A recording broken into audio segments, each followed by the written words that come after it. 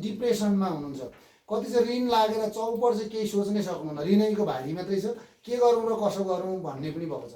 कति चाहिँ कस्तो छ भने एकोरिएर बस्नु भएको छ, धन धेर भएर पनि लगानी कहाँ गर्ने, यता गोजीमा राख्यो उता राख्यो, कसलाई त्यो त्यसैले भ्याइदिन्छ, अर्कोले भ्याइदिन्छ, धनी भएर पनि डिप्रेसनमा हुन्छ।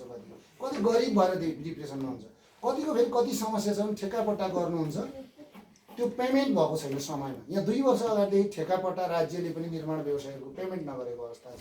तपाईँ दुध बेच्नुभयो, डिडिसीमा दुध बेचेको गत वर्षसम्म हाम्रो 18 महिनासम्म सरकारले पेमेन्ट गरेको। त्यस्ता विभिन्न आर्थिक क्रियाकलापले, सामाजिक क्रियाकलापले तपाईँको चाहिँ अरू प्राकृतिक विपत्तिका कारणले गर्दा तपाईँ चाहिँ एउटा चाहिँ कस्तो अवस्थामा हुनुहुन्छ भने तपाईँको चाहिँ ठ्याक्कै चाहिँ त्यो एक्टिभली तपाईँ अगाडि बढ्न सकिरहनु भएको छैन। त्यो एक्टिभली नगरिरहँदा तपाईँ प्यासिभ भइरहँदा समाजलाई असर पर्छ, तपाईँको घरलाई असर पर्छ, तपाईँको बालबालिकालाई असर पर्छ।